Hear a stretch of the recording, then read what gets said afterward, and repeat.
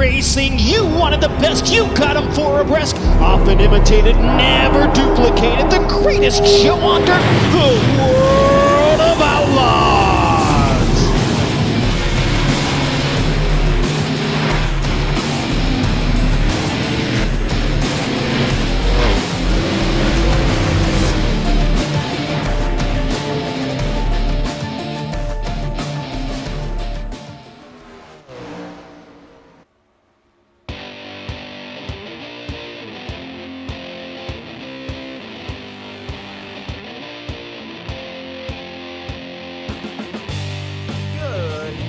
Good evening, good afternoon, and welcome to USA International Speedway, the dirt version, 3/4 of a mile, 4 corners, and of course, we are going to be bringing you coverage live here on iRacing Live Race Spot TV, and as always on DirtVision.com. Hello, I'm Cam Walsh, that's Randy Chenoweth, and that is Hugo Louis in the production box.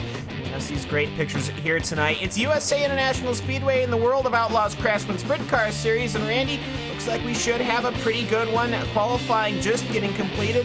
7 cars are in the 17-second bracket. A lot of cars really close in that 17-second bracket. The top 2 a little bit spread out. Austin Selman gets on pole, the 17.748.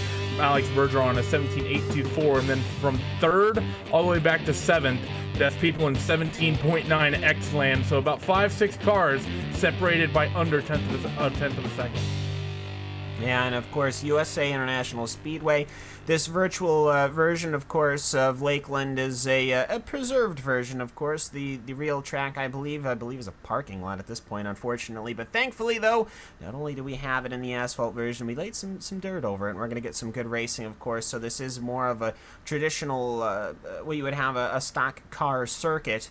That we've covered here, and going to be bringing at least some decent action. 3/4 mile, 72 degrees in the air, 74 degrees track on the actual track surface. Winds are about 10 miles an hour. Shouldn't have too much an effect on everything, as the cars are now should be rolling out to the grid in about a minute's time. So Randy, just USA, it's a quick circuit, that's for sure. A little bit of grass, though, on the inside of the corners could pose a problem for people looking to go on the inside. Could cause a problem. You do generally, the fast line through this place is you want to put that left front down on the grass. Sometimes even both front tires, you can get them both down there. That's the quickest way around this place if the surface is playing with you. But that bottom might just slicken up a little bit of blue dirt coming up and off of 4 and a couple other parts of the racetrack as well. So that bottom might get a little bit tricky trying to make it stick a little bit deeper into this race. Now let's take a look at the championship standings after 10 weeks of racing here in the World of Outlaws Craftsman Sprint Car Series. Currently in first position is Austin Semmelman, 1,733 points. Steven Renaud, he's slipping further and further back, 1,549. Kevin J. Holly, he's pretty happy in 3rd in this second season. Nelson Webster, 1,450. Logan Seavey, he's back in 5th. Lewis Hewitt, he's in 6th position. Alex Bergeron, he's had a couple of wins. He's in 7th. Ricky J. Sanders, Daniel Gow, and Corey Wenzel are the top 10 in your overall point standing in the entirety of the iRacing service that we have here with the 410 winged sprint cars for our World of Outlaws Craftsman Sprint Car Series. But in the meantime, let's go down to the 12-car grid here at USA.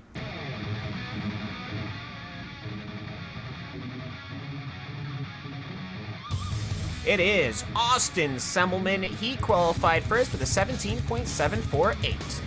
Alex A. Bergeron, he'll be starting his outside with another 17.8. Kevin J. Holly, 17.9. Corey Wenzel, 17.9. Derek Walker, 17.9. And then, of course, Bob King and Ricky Sanders as well in the 17.9s. That's your top 7 that we were talking about earlier. Steven Renaud, he's going to be starting a little further back. 8th position. Robert Kerstetter in 9th. Chase Briscoe in 10th position. Jock Goodyear in 11th. And then Lewis Hewitt will round out our 12-car field here today. Austin Semmelman, Randy, is hopefully looking to continue having a strong season that he is. Will be starting in a prime position here in first position at USA. Tillman's been good all season long, especially when you look over the entire what encompasses the official racing season. It's not just your Monday races. You have, of course, races going on all week long. But someone, Cam, who's been really turning up lately on a Monday night broadcast, that's that number 2 car starting on the outside of Simmelman of Alex Bergeron. Been one of the dominant drivers on our Monday night broadcast. I think Alex likely to be quick again tonight. Yeah, a little reversing action from Austin Selwyn, probably just trying to set the car quartered away as the official pace car pulls us away, and here we go. So, cars getting onto the inside line, they're getting themselves worked up. They got to get dirt in that tires, those tires, of course. With the official pace truck pulling away here, a little bit of rubber built up on the inside of the entry to 1, the entry to 3. We'll see how that works as the cars will be coming through. It should be next time by, I believe, for the green flag, but either way, actually the lights are out on pace truck, but Cam, either way though, you do it every week, 2 laps every single track. It scares me every time, but either way, well, why don't we just, I wanted to start faster, Randy. Isn't that the point of this series, faster? Anyways, so Austin Selman did come away with a victory last week, but you know, Corey Wentzel, he had a great race last week. He came home in 2nd position. He'll be starting from 4th, and Randy, we'll see what he can do here. He's been able to the last couple of races, turn this around. And Corey Wentzel put on a couple of good shows as well, and Kevin J. Hawley in the 6th. He's someone we saw have good success last season, but it's really been an uphill battle for him this year. I think with the slicker surfaces, he's not really liked it, hasn't been able to race the way he normally would like, but I think that once he eventually gets this figured out, he could potentially be quick. Hopefully he can turn his string of bad luck this season around here at the tail end of the championship. Yeah, and he'll be in Prime's position for that, starting in the 3rd position, Kevin J. Hawley. But either way, we'll see what Steven Renaud can do back in 8th position, as he's currently the 2nd person in points overall. But either way, pace truck is looking to come into this time by, as always, it is always 2 laps. But for Austin Semmelman, he'll be ready to go. He'll go as soon as he can, and off and away we are. Green flag racing at USA International Speedway with the World of Outlaws Craftsman Sprint Car Series. Oh, we already got big moments happening down in the back, through, the exit corner number 1 and 2. Very slow car up and off. It's actually Ricky J. Sanders in the 3. Caution flies again for a secondary incident later down the back.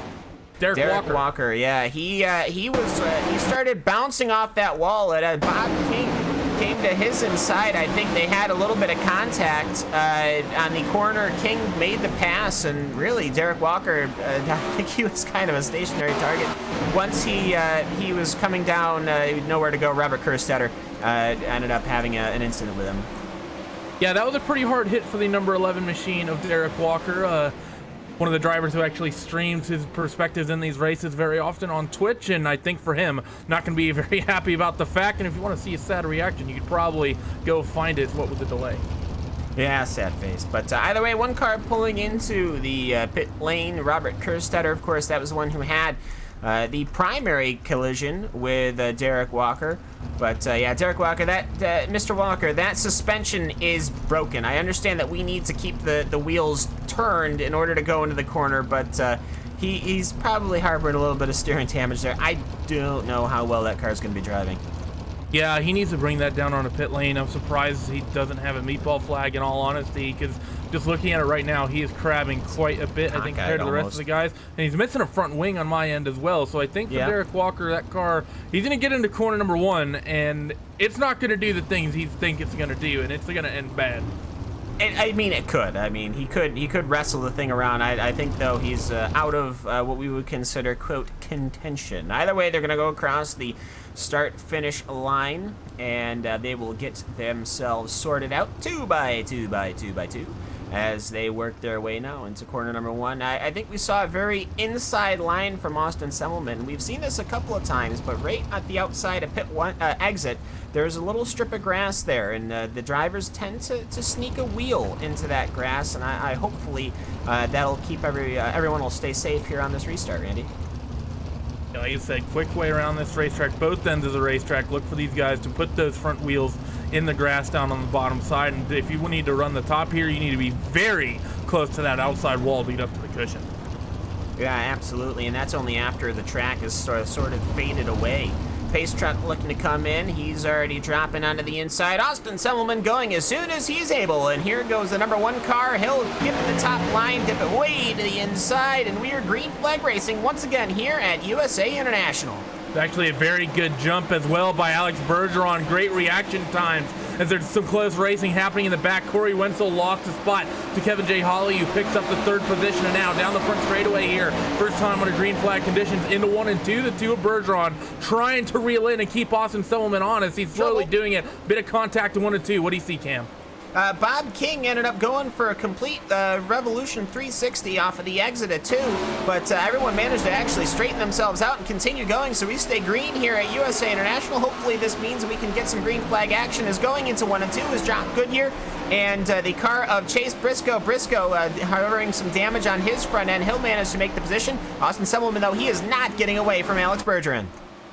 He's not the only one that Semmelman has to worry about. Kevin J. Holly last time by with a couple tenths quicker than Bergeron and Semmelman. This time through as they come, though, Bergeron and Semmelman pick up the pace by a few tenths of a second. So Holly has the pace of the leaders. The question is, will either of them fall off, and can he maintain it? You see Bergeron work the top side at 3 and 4, whereas Holly goes to the bottom. Ends up about equal, I think, from both of them. I think Holly with maybe a slight gain.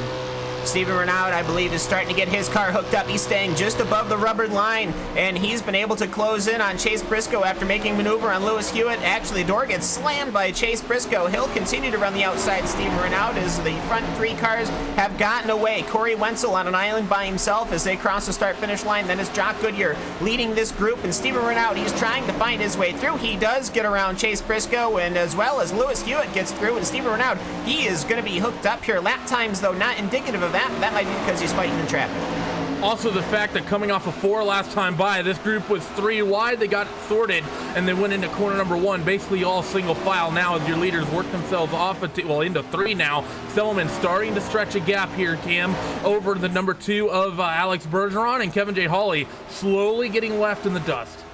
Yeah, and 25 laps on the market for today. We've got 12 down already, so we've almost got the popsicle sticks in the air. Halfway home it will be soon, as Austin Semmelman, he is putting a fairly good stamp over Alex A. Bergeron. Bergeron, he's searching high, he's searching low for his grip, but Semmelman doing a fantastic job getting away. Kevin J. Holly in pursuit, though. He's trying to keep up, but it just looks like these guys, now that they're running hot laps, you can really see the strength of Austin Semmelman, and he's working on it. But Steven Renaud, however, he is closed up to Jock Goodyear. This could be a very interesting fight. Jock Goodyear did not get a good qualifying at all. Qualifying the 11th spot, and he's currently up 6 spots, running in your top 5. And now he's got Steven Renaud for company here. They come off of corner number 2 and down the longs back straightaway here at USA International Speedway into 3 and 4. The gap closing ever more and ever more. You see the 4 running in the middle basically, and actually Renaud just behind in the 8, middle as well, but about half a car width up, Cam. And I think there's just a little more traction up there through 3 and 4, and coming through 1 and 2. Goodyear doesn't like the slick stuff. Renaud closes again up and down the back straightaway.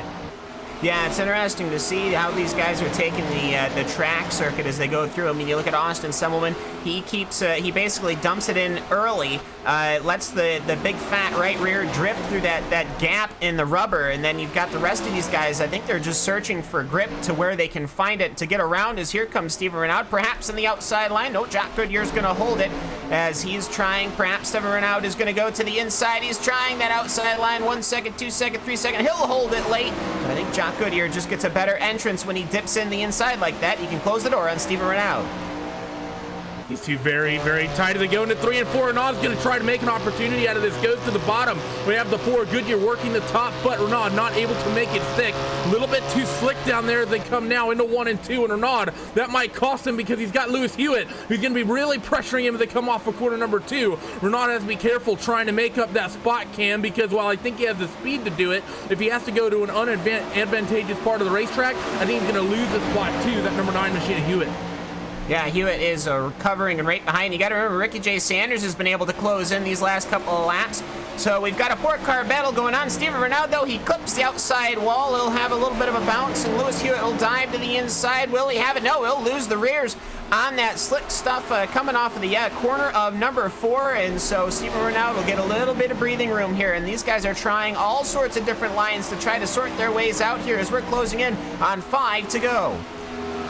Going to be 5 laps to go next time by. The only thing we haven't seen is people try that ultra-high line, but I think that cushion's built up a little bit further down the racetrack than we normally expect. Inside of 5 laps to go now, and Steve Renaud again goes to the bottom, but that inside line cam has just died off. There's no traction getting off the corner. You can carry good speed in, but you can't get any speed off, and that's what you need here at USA International to try to make passes. If you can't make that bottom stick, you'll carry no momentum, and you'll probably lose a spot in the process. Alex Bergeron has not been having a good last couple of laps. Kevin J. Holly has been slowly reeling him in. Bergeron had a bad entry in 1 and 2, managed to recover without losing too much speed. But either way, though, the car just gets way disengaged on the corner. Holly is able to close on in, but he has to get off the throttle on the corner exit, as looks like Jock Goodyear, he's running high. Steven Renaud, meanwhile, he's running low. So we've got some good battles closing in here in the last couple of laps here, Randy. Inside of 2 laps to go, and the fights are starting to heat up. The battle for second is on. Bahali hiccups on the bottom, and he gives Alex Bergeron a little bit of breathing room. Renaud, though, closing in on Jock Goodyear, like he has all night here. 1 lap to go. White flag in the air, Cam. Austin Semmelman dips it into 1 and 2. That number 1 car been strong all day long. Barely a challenge. As Bergeron has been able to cover position number 2, he should have it going across the line. Looking back, though, Steven Renaud and Jock Goodyear are side by side. Austin Semmelman, he'll come off of corner number 4, leading every lap here today. He'll come across the start-finish line. And how are they looking coming out of 4 as Jock Goodyear? He'll be able to maintain his position over Steven Renaud, and Steven Renaud will stay ahead of Lewis Hewitt. So great action here to close out, Randy. Only 1 caution on the day, but it did manage to take out a couple of cars. But you know what? We still had a fantastic race once the going got going. Yeah, it was sort of action in the beginning and action at the end. The middle, it was, I don't want to say it got boring, but guys got a little bit spread out due to some of the way the people were racing. Got some incidents. People had to get off the throttle, lost a couple spots. But as those quick guys started working their way back to the field, made for some awesome action to getting down to that second half of this race. Yeah, absolutely. So let's take a look at our official race results here in the World of Outlaws Craftsman Sprint Car Series, presented on iRacing Live Race, Spot TV, and DirtVision.com. So, finishing in the first position is Austin Semmelman after 9 minutes and 4 seconds. Alex A. Bergeron will come home in the second position, 2.4 seconds behind. Kevin J. Holly will come home 2.8 seconds behind. Corey Wenzel will finish in 4th. Jock Goodyear in 5th position after starting in 11th. Steven Renaud will come home in 6th. Lewis Hewitt, after not taking qualifying time, will finish in 7th. Ricky J. Sanders, he'll come home in 9th. Chase Briscoe, he'll come home in 8th. Sanders does. Briscoe will come home in 9th. Bob King, Derek Walker, and then Robert Kerstetter will round out the final 3 positions. Derek Walker and Robert Kerstetter, 2 cars that were not able to take the finish. But Randy, we had a pretty good running here at USA International. We've got a couple of drivers lined up to interview here today to see how these guys were able to take it around in the circuit. Yes, that we do. You're going to be stood by with the first one here in a moment, Cam. But yeah, it was a good run. Really, I think USA puts on some of the best races here. The only other track I think that races better that we currently have on the sim definitely the Groves. I just completely lost my train of thought there, Cam, but you're stood by with Semmelman. Yeah, Williams Grove. Yeah, and I knew you were going to. We have Willow Springs here in California, Springs. And I get to the Will and my mind just breaks. Anyways, they're not racing at Brewerton tonight, that's for sure. But either way, let's get Austin Semmelman. You've taken the win here. It's 2 in a row, Austin. You won last week. You've won this week, and both were good long green flag runnings. How was your day here at USA Night? That was good. It was a really interesting track. It was a lot. The first couple corners, especially in turn 3, I was struggling pretty bad actually. Alex was keeping up pretty good in 3 there, but I couldn't. It was different than most of the tracks at USA. It's a little bit slicker down low, even though it looked like it was tacky down there. But all in all, it worked out for me in the end. Yeah, this is the second race in a row that we've really had long green flag running. And, of course, we were at Eldora last week. We're at USA this week. We're going to Volusia next week. Volusia, at this point, it's gotten to the point where now everyone starts to get this little shudder up their spine because we seem to have really bad luck at Volusia. Yeah, lately, if I can get through Volusia without crashing horribly, I'll be happy. The last couple trips there have been pretty brutal, so hopefully we can keep riding this wave around right now. Yeah, absolutely. And the last trip of Volusia actually was unfortunately a DNF for that number one car. But either way, it's been great to see this green flag racing, simply because we're able to really see these cars, how they're being driven, how the track surface they're using a little bit later, a little bit more worn in track surfaces. And it's getting to the point where you're really starting to see just who's got the speed. And over the course of the season, we've really seen that the constant guys up front are really able to put great efforts together. And it's certainly helping that we haven't had as many cautions as we had in the beginning of the season. Yeah, that's a good point. It's credit to all the guys in the race tonight. We went, what was it, 22 laps green flag or something like that, 20 laps green flag, which is awesome. And a tricky track, like I said. So. I kind of wish the track would have kind of started out how it was at the end there, the last like 5 laps, because it slicked off pretty good, and it was a lot of fun, and there's some ruts out there, and you know, obviously it can't always be perfect, but you know, it was fun to race there at the last couple laps. Yeah, absolutely, and there were some great battles through the field too. But either way, before we let you go to celebrate, anyone you'd like to give a thanks to or shout out to? Oh, definitely. Especially since I left them out last week. Thanks to iRacers for coming on and making my car look pretty cool. They've been really cool with me and doing that. Of course, Team VLR. Alex ran second tonight, so that's awesome for him. We have a new series starting up next week. This is the second week, and then the week after is the first points paying race. So every Sunday night, VLR is running. Everybody that wants to race is welcome to come run. So we're looking to build that up and hopefully get some broadcast of late model races in too. So cool things going forward. Cam will show up if you give him your sets. You hear that, Randy? Yeah. When are we getting those sets? No, you hear that, Randy? Even you can race. Anyone that's open to race, teamvlr.com, visit it, check us out, follow us on Facebook, and you guys can get some good racing on Sunday night. Even Hugo can race, I guess, at that point. But either way, Austin, thanks. That's pushing it. Either way, Austin, thanks so much for hopping in the booth with us. We appreciate it. We'll see you at Volusia. Hopefully, fingers crossed, it will not be the black cat that it's been on the schedule. Yes, sir. Thanks again for doing this, you guys. It's really awesome to have us race and broadcast it like this. Thanks again. Absolutely, we love doing it, and you know what, Randy? We've managed to get enough people that we can actually that you can start doing the stuff too. So how about you stand by here with Alex Bergeron? Yeah, I'm stood by a second place finisher tonight, Alex Bergeron. Alex, that 2 machine looked hooked up, quick in qualifying, quick in the race. How was it in your hands? Well, started the race, had a good shot with Austin, was good at the start. Track was coming up a little bit, but you know, I did some change on the set before the race, and you know, it didn't help quite a lot, so I had to deal with it the rest of the race, and I think a second place is good for me tonight, and good win for my teammate Austin tonight. It was a good run. Later on in the run there, Alex, we saw Kevin really start reeling you in. That bottom slowly started to die off, and you seemed to want to stay down there a little bit longer than everyone else. Do you think you just couldn't make the top side work? And how nervous were you getting seeing Kevin slowly reel you in lap on lap? Well, I tried the outside, but the bottom was... I thought I was gonna have some grip on the bottom because I knew the slick was coming up a little bit, but it was kind of still grippy on the bottom, like close to the wall, and I was capable to go very close to the wall, but you know, it's I did my possible to get the second place tonight, and we did, so it's good. Volusia coming up as our next one of the races that, you know, everyone basically... We've not seen a good race at Volusia in a while. Do you think we're finally going to get one here at the end of the season, or do you think it might be more of what we've seen all season long? I think we're going to get a pretty good race.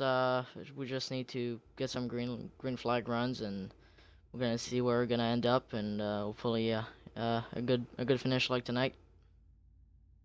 Congrats again, Alex, on the second place finish. You've had a good run of momentum here last few weeks on these big broadcasted races. Before we let you go, any shout-outs? Who would you like to thank?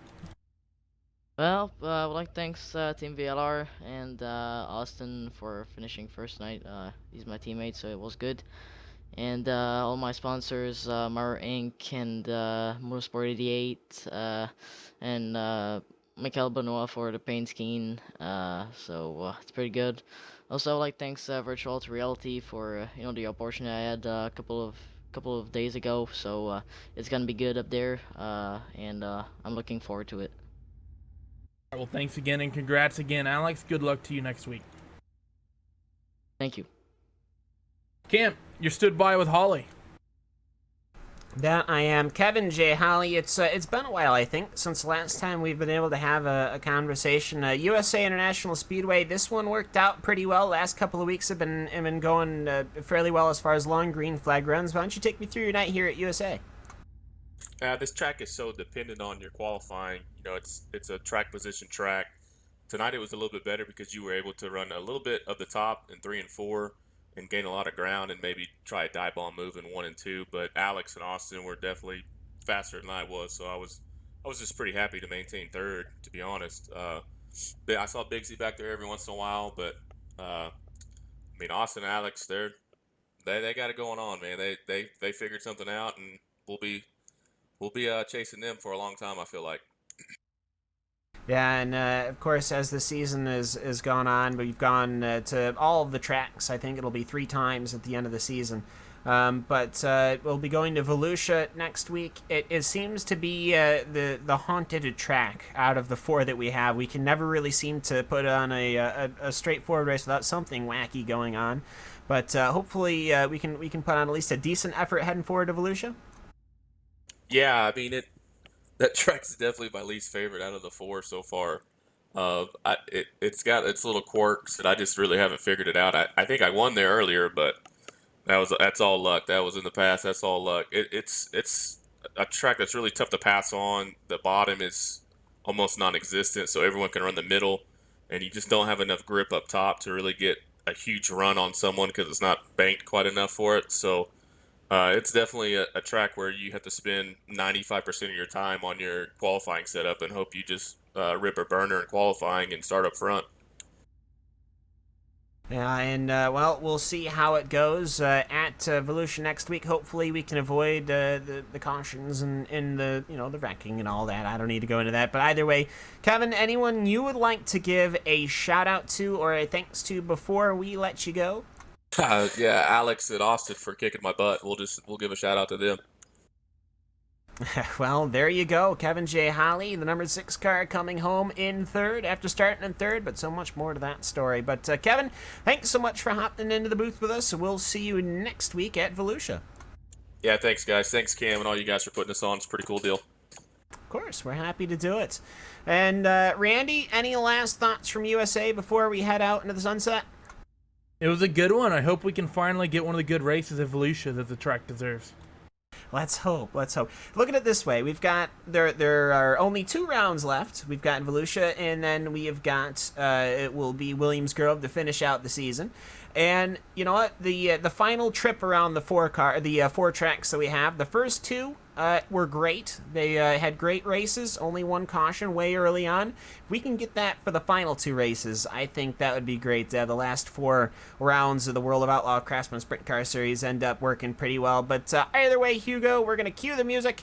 We're going to start sending this one up and away, boxing it up, sending it to all of you on the interwebs. Either way, I'm Cameron Walsh. That's Rennie Chenoweth. That's Hugo Louis and all of the production. Thank you so very much for making RaceSpot TV part of your day on iRacing Live and, of course, on DirtVision.com. Congratulations to Austin Semmelman, Alex A. Bergeron, Kevin J. Holly, your top 3 finishers. We will catch you all next week, same time at Volusia Speedway Park. We'll see you. Have a good one, and so long from now.